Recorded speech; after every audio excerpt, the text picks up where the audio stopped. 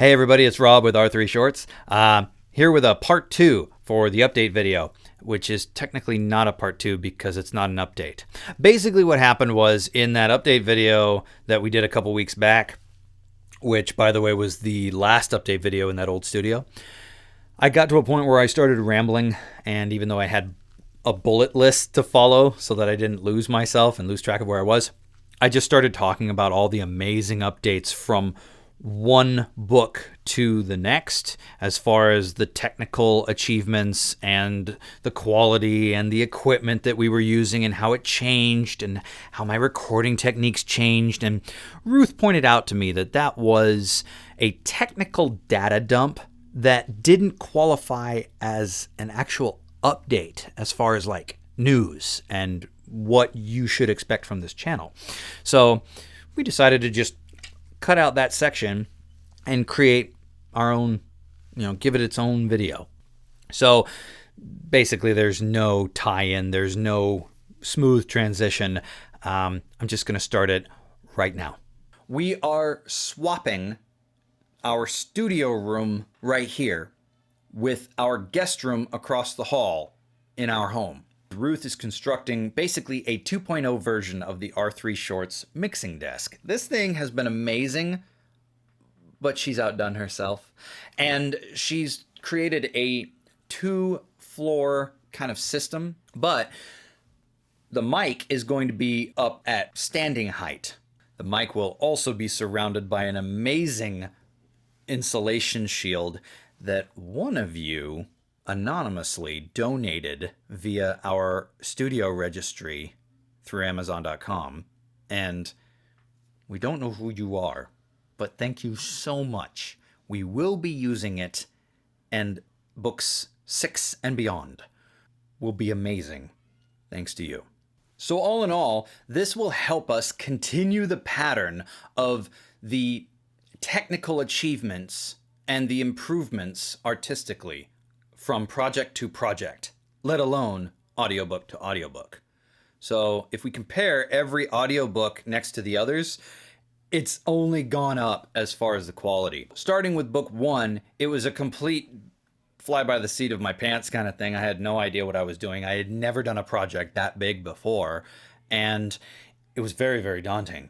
And so it was an inexperienced way of recording an audiobook. I did the entire audiobook recording in 2 nights, and I just would hit record and start talking and start narrating, and if I messed up, I would pause for 2 seconds and then reread the sentence. And sometimes I had to reread a sentence over and over and over again, like in the film industry we call takes.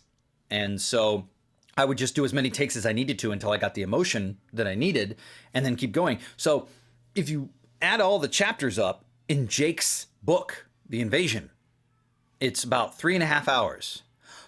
But when I was done with the recording way back in the day, I had about 5 or 6 hours of audio that I had to sift through and pull out the best take from every sentence in the book. I was learning how to perform. I was learning how far to be from the mic. I was watching YouTube tutorials as far as how to record your voice, how to narrate an audiobook, what kind of stuff do you eat or drink to take all the smacks out of your mouth. Eat apples and drink throat coat. So that was a big learning curve for me. And the funny thing was, when I originally recorded book 1, I didn't know that I was going to put in all those sound effects and background ambience and background music until I was practically done editing the first few chapters together, and I just felt that it was kind of bland. I think it stemmed from a low opinion of my own performing ability. And I felt that my performance in both narrating and character voices wasn't enough to keep people hooked. And that's where all the sound effects and music and effects came in. And then, like I said, it was recorded on the gaming PC, which was loud, a lot of white noise. And I just kept every breath in there. I kept every lip sound, tongue sound, and click, and it just didn't, it sounded amateur. It was amateur hour.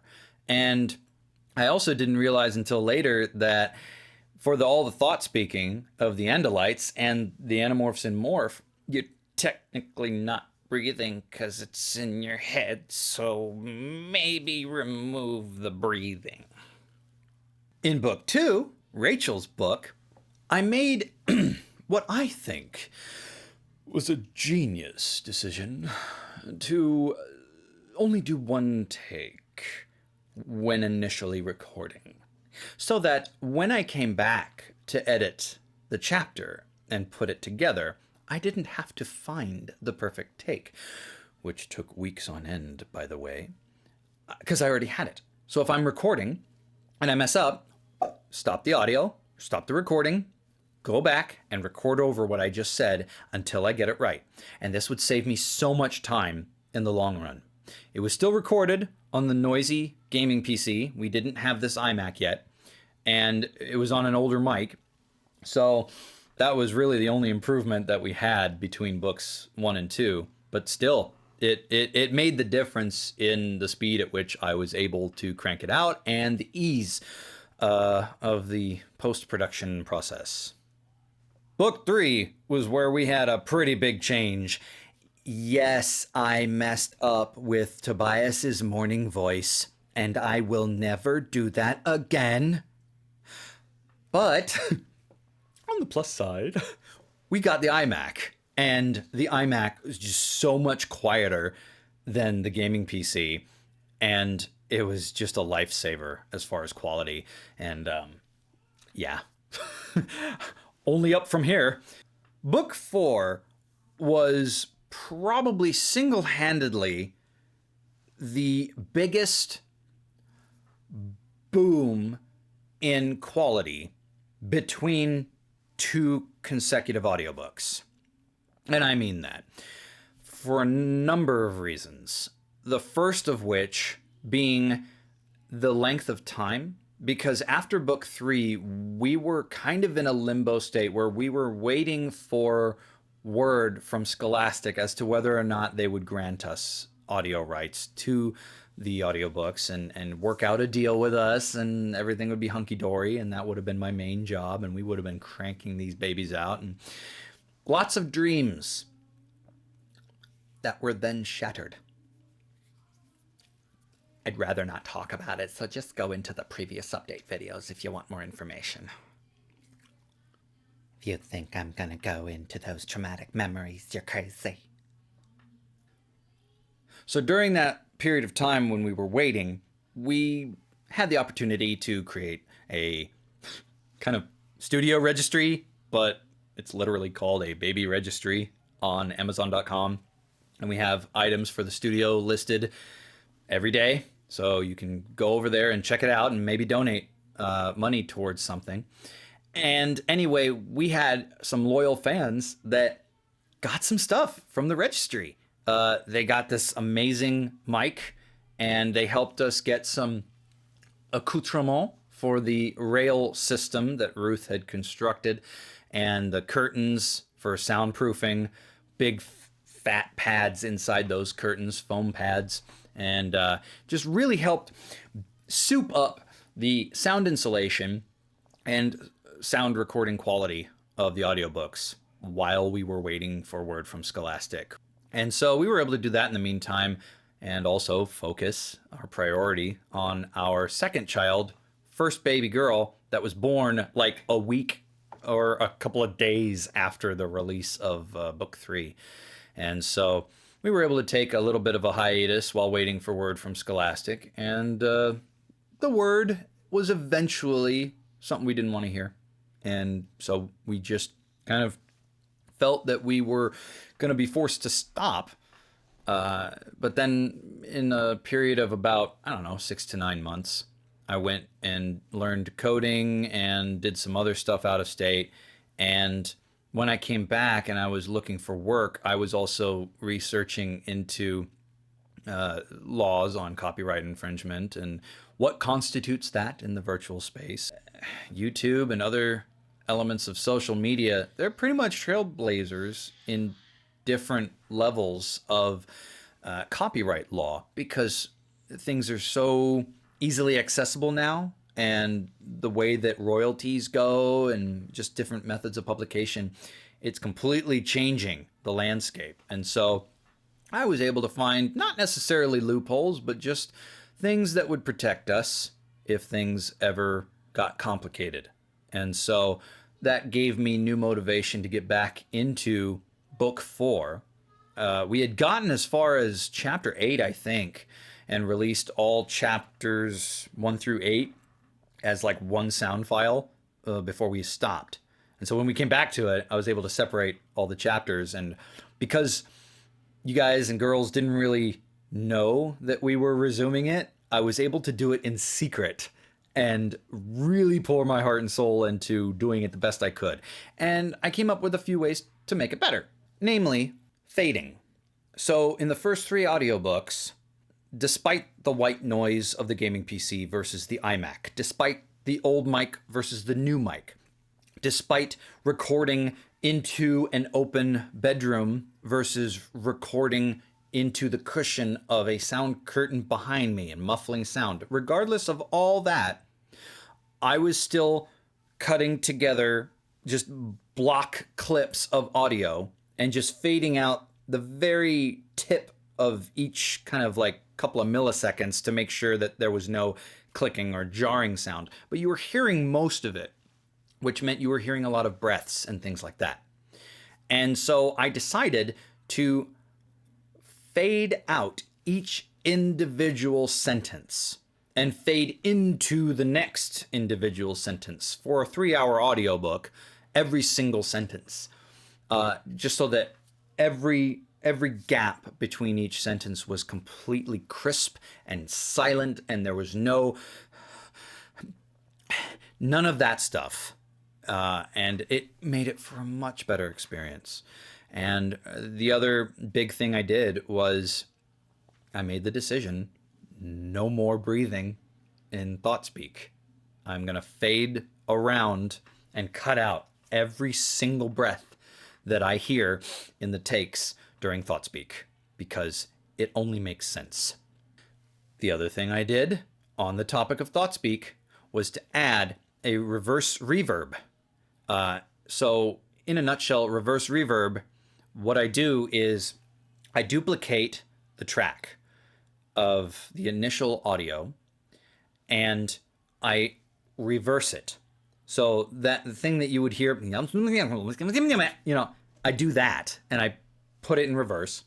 Then I put a reverb on it, or as the layman knows, an echo. And so I put a reverb of a specific type on it, of a specific length.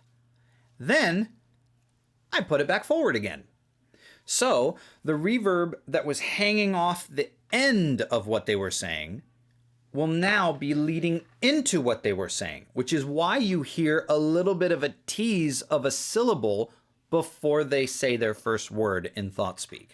So it's a fun little trick that I learned to do. YouTube tutorials for the win. And then lastly, the big thing that I wanted to do was adjust the sound of the Andalites. So yes, Andalites are speaking in ThoughtSpeak, but the kids are speaking in ThoughtSpeak as well. And just something in me thought, the kids are kind of restricted to sounding like they do with their normal vocal cords, but the Andalites are in ThoughtSpeak in their main form, so why would their ThoughtSpeak sound like a normal voice? And so I came up with the idea of having a duplicate layer to what was said, but just pitch it down. And in the next Behind the Voices video, I'm going to go more into Axe's voice, like I did Visser 3's, so don't think you're going to be cheated out of that. But in a nutshell, I wanted to make it so that there was an underlying track of the exact same words being spoken, the same take, if you will, but just pitch it down a couple of tones. And then I got the idea after doing that to make the tone deeper the older the Andalite was. So even though Visser 3 is evil, it's not the fact that he's evil that makes that subtone go down lower than Axe. It's the fact that he's older than Axe. And so I'm going to try and play around with that. But yeah, book 4 was definitely the biggest burst of quality that I've ever seen on our channel or ever heard. And lastly, book 5. After all those implementations and new equipment and new techniques, you would think, how could you improve upon that? Well, I shall answer that. Basically, I was at a standstill as far as improving the quality of my virtual gear because in the professional world of sound design, they sell what we call plugins, and those are the things that allow you to put different filters on voices and things like that. If you've heard alien movies like, I don't know, Transformers, the Michael Bay movies with Transformers, or certain creature voices, you'll hear a lot of filters on monsters and aliens that your average guy at home with a basic level Pro Tools bundle can't pull off without sinking hundreds, maybe even thousands of dollars into plugins. I once spent 3 figures on one plugin. Just one effect. But it completely changed the game for how R3 Shorts does their projects. And it's hard to save up that kind of money when you earn a modest income and you have a wife and kids to look after and you're the sole income. So many audiobooks, I knew what I needed to get, but I couldn't afford it. And so going from book 4 into book 5, I had the IT job.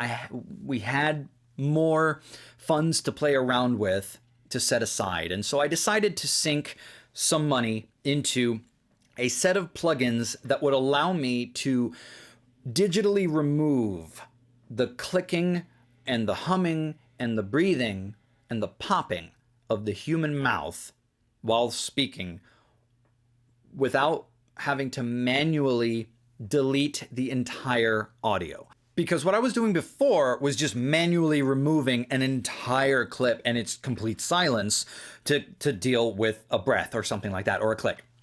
But what I would do is I would just keep the entire clip solid and then run it through, launder it through this new plugin and apply the plugin across the entire space, and it would remove the clicks while keeping everything else that was there.